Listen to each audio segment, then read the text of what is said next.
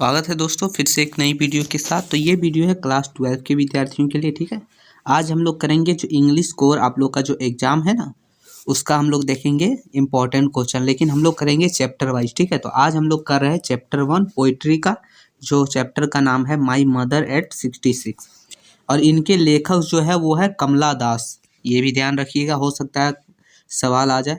कमला दास मतलब माई mother at 66। ठीक है, इसका आज हम लोग देखेंगे ऑब्जेक्टिव, अगले दिन देखेंगे पूरा सब्जेक्टिव। ठीक है, पूरा हम लोग एक एक करके कंप्लीट कर देंगे। तो चलिए सबसे पहले ऑब्जेक्टिव हम लोग देखते हैं। तो यहाँ से देखिए, बोल रहा है कि multiple choice question, read the given extract and answer the following question. ठीक है, तो ये है driving from my parents home to coaching last Friday morning, I saw my mother beside me, doors open mouthed, her face ashen like that of a corpse and realized with pain। ठीक है, तो ये हम लोग का था, समझ लीजिए एक ठो लिखा था वर्ड, और इसी से जो है क्वेश्चन नंबर 1 से 9 तक का आंसर पूछा जाएगा।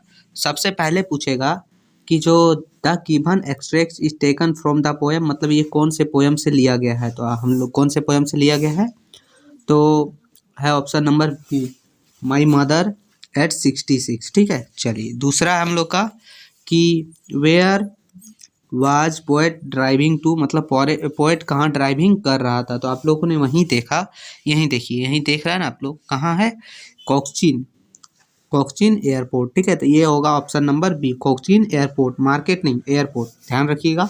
तीसरा क्वेश्चन है, बोल रहा है कि who is sitting beside the poet. ठीक है, मतलब पोएट के सामने कौन बैठा था, उसके सिस्टर थी, मदर थी, डॉटर थी या फ्रेंड थी।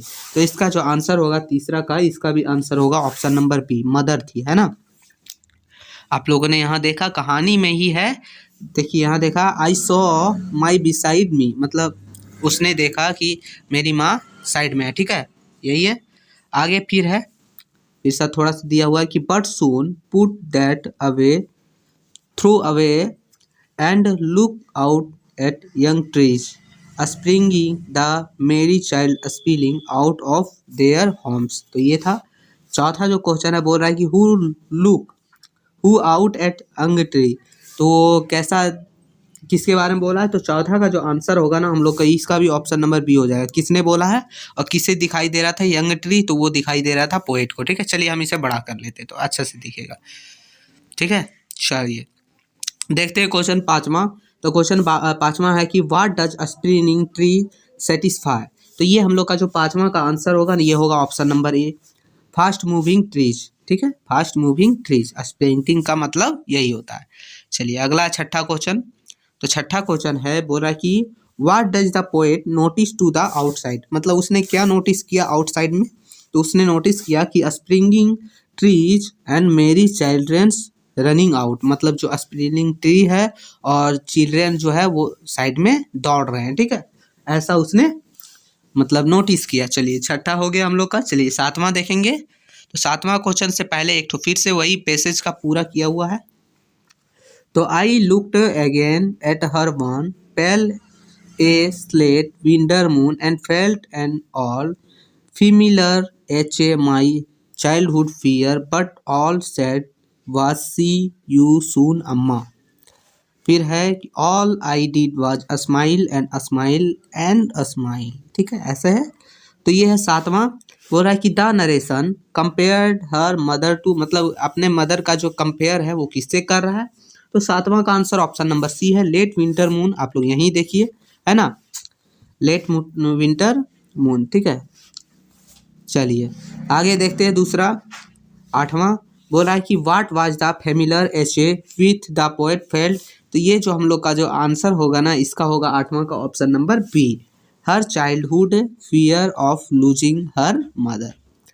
आप लोग यही देखिए, चाइल्डहुड वहाँ से मिल रहा है, लूजिंग हर मदर वहाँ से। देखिए आप कुछ कुछ ना पॉइंट से ही समझ जाइएगा। ठीक है, चलिए आगे देखेंगे हम लोग। तो हम लोग का 8 तक हो गया, अब चलते हैं क्वेश्चन नंबर 9वां। ठीक है, चलिए ये हम लोग का क्वेश्चन नंबर 9। तो क्वेश्चन नंबर 9 बोल रहा है कि what the parting word of the poet said, मतलब पोएट क्या कहना चाहता है, मतलब कौन सा पार्टिंग वर्ड उसने यूज किया। तो सी यू सून अम्मा, ऐसे देखे थे आप लोग, अभी देखे थे ना उसमें। चलिए ये हो गया। अब 10वां से है हम लोग का, करते हैं।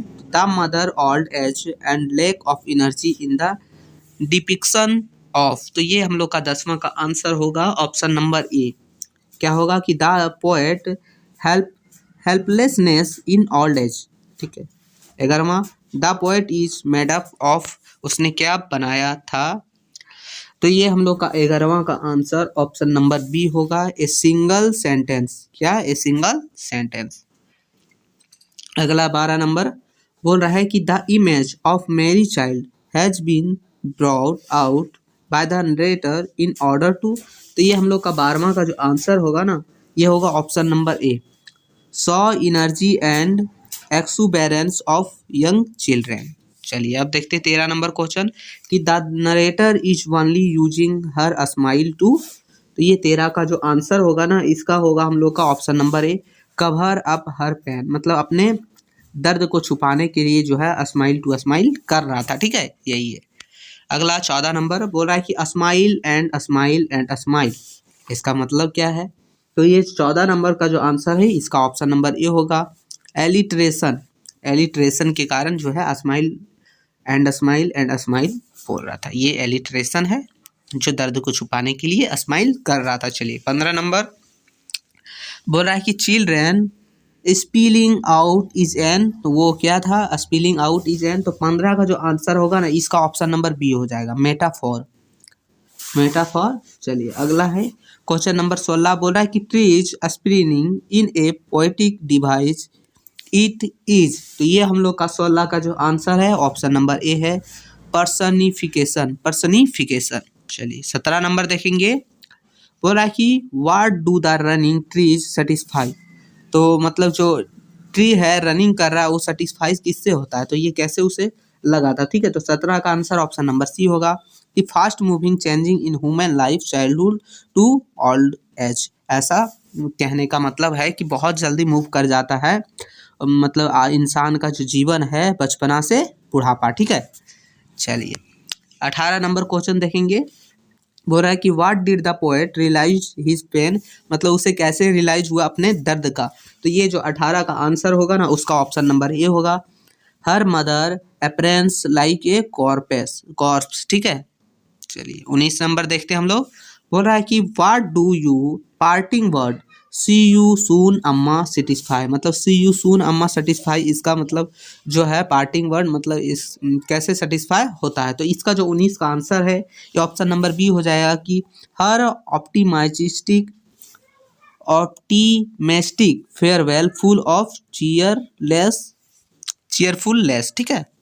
चलिए अब देखेंगे हम लोग क्वेश्चन नंबर 20वां से, तो क्वेश्चन नंबर 20वां है, बोल रहा है कि what does essence face satisfy, मतलब एसन फेस क्या है, तो ये जो 20वां का आंसर है ये ऑप्शन नंबर सी हो जाएगा, कि pale and lifeless face in poet mother, ठीक है।